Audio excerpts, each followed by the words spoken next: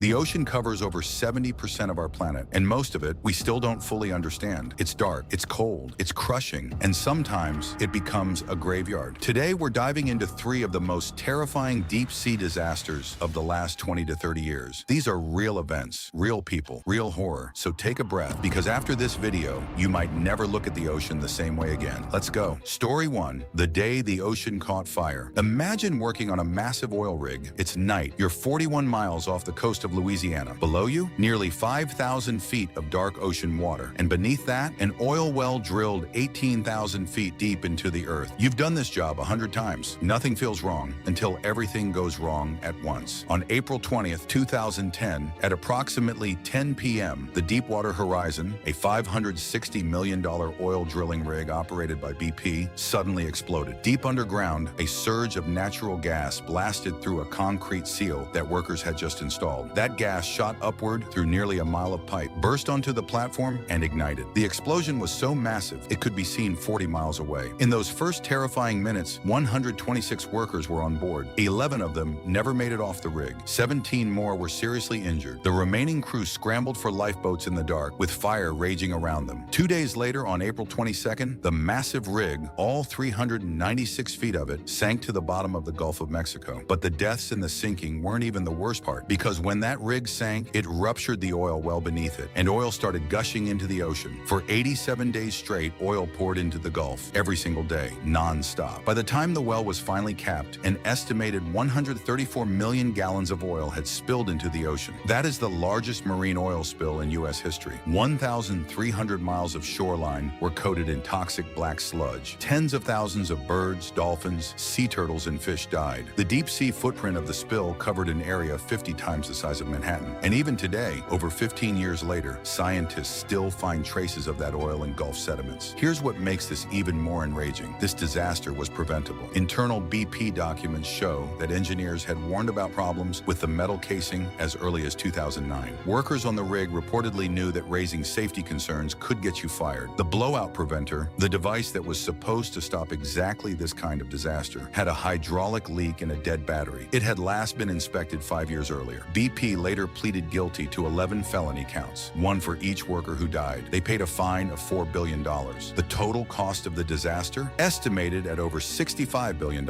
But no amount of money brings back 11 men who just wanted to do their job and go home. Story 2. 44 men, 907 meters deep. No way out. Imagine being trapped inside a steel tube. You're underwater. The pressure outside is crushing. You have limited oxygen, and nobody knows exactly where you are. This is the story of the ARA San Juan and the 44 men who were never rescued. The ARA San Juan was an Argentine Navy submarine carrying 44 crew members, including Argentina's first ever female submarine officer. On November 15, 2017, the submarine was traveling through the South Atlantic on a routine exercise. It was heading home to its port at Mar del Plata. At 7:30 in the morning, the submarine sent a distress report. The crew had detected a battery malfunction. Seawater had entered the battery system, causing a fire or short circuit. That was the last communication anyone ever received from the ARA San Juan. Silence. When the submarine failed to arrive at port, Argentina launched a massive international search. 18 countries sent ships and aircraft. The ocean was searched day and night. Families of the 44 crew members waited at the dock. Mothers, wives, children, holding signs, praying. The submarine had only carried 7 days worth of oxygen when submerged. As the days passed, hope grew thinner. After 15 days, the search was officially suspended. The Argentine Navy declared all 44 crew members dead. The families were devastated, but they demanded answers. They demanded to know where their loved ones were. Then, almost exactly 1 year after it disappeared, on November 16, 2018, a private search vessel using underwater sonar finally located the ARA San Juan. It was at the bottom of the South Atlantic Ocean, depth 907 meters, nearly 3,000 feet down. Images from the wreck showed that the submarine had imploded, meaning the crushing pressure of the ocean had collapsed it from the outside in. The 44 men died almost instantly. The cause was a malfunction in the battery system that likely triggered a catastrophic explosion, which then caused the submarine to lose control and sink beyond crush depth. 907 meters of dark ocean water above them. No escape, no rescue. The Argentine government faced massive public outrage. Questions were raised about aging military equipment, insufficient maintenance, and poor safety protocols. But for the families, no investigation brought their loved ones back. To this day, the wreck of the ARA San Juan remains at the bottom of the Atlantic, a tomb 907 meters beneath the surface. Christmas for 44 people who just wanted to go home. Story 3, $250,000 ticket to death. What if someone told you, for $250,000, I'll take you to see the Titanic, the most famous shipwreck in history, with your own eyes? For some people, that sounds like the adventure of a lifetime. For 5 people in June 2023, it was the last adventure they ever took. The Titan was a small tourist submersible built by a company called Ocean Gate, founded by CEO Stockton Rush. The Titan's mission: to take wealthy paying customers on a journey 12,500 feet below the surface of the North Atlantic Ocean to view the wreck of the RMS Titanic. Sounds incredible, right? Except the Titan was never officially certified for safety by any maritime authority. Experts had warned Ocean Gate for years about the vehicle's design. In 2018, the Marine Technology Society wrote a letter directly to CEO Stockton Rush, urging him to have the submersible properly certified. He ignored it. Engineers warned him that using carbon fiber for the hull was dangerous at extreme depths. He ignored them too. One former employee who raised safety concerns was fired. On the morning of June 18, 2023, 5 people boarded the Titan for a descent to the Titanic. Stockton Rush, Ocean Gate CEO and pilot of the sub; Paul-Henri Nargeolet, legendary French ocean explorer and one of the world's top Titanic experts; Hamish Harding, British billionaire adventurer; Shahzada Dawood, Pakistani businessman; and Suleiman Dawood, Shahzada's 19-year-old son. The Titan began its descent at approximately 9 a.m. The dive was expected to take about 8 hours total, down and back. About 1 hour and 45 minutes into the dive, at a depth of around 3,300 meters, contact with the surface ship was completely lost. On the surface support ship, Stockton Rush's own wife, Wendy, heard a faint sound, described as similar to a car door slamming. She turned and asked, "What was that bang?" That bang was the Titan imploding. The disappearance made worldwide news instantly. For 4 days, a massive international search operation was launched. Ships, aircraft, underwater robots, all searching. The world waited and hoped. Then on June 22, 2023, debris from the Titan was found on the ocean floor, about 500 meters from the bow of the Titanic itself. The submersible had catastrophically imploded. Scientists later confirmed, at that depth, under nearly 5,000 pounds per square inch of water pressure, the implosion happened in milliseconds, faster than the human brain can process pain. All 5 were gone before they even knew what happened. The U.S. Coast Guard's final investigation, released in August 2025, was absolutely damning. The report found that the Titan disaster was preventable. The carbon fiber hull had been damaged in previous dives. Stockton Rush knew about the damage and continued operating anyway. The sub had no emergency locator beacon. Ocean Gate's entire safety manual was only 4 pages long for a company running deep-sea human operations. The Coast Guard stated that had Rush survived, they would have recommended manslaughter charges. 5 lives lost because warnings were ignored, because profit was put above safety, because one man thought he knew better than every expert telling him to stop. 3 disasters, 3 different causes, one common thread: human error, ignored warnings, and the unforgiving power of the deep sea. The ocean doesn't give second chances. When you go down into that darkness, whether on an oil rig, a submarine, or a tourist submersible, you are entering one of the most hostile environments on Earth. And the moment safety becomes secondary to profit, to ego, or to convenience, the ocean always wins. If this video gave you chills, hit that like button. Subscribe for more stories that keep you up at night, and share this with someone who needs to know the truth about what really happens in the deep. We'll see you in the next one.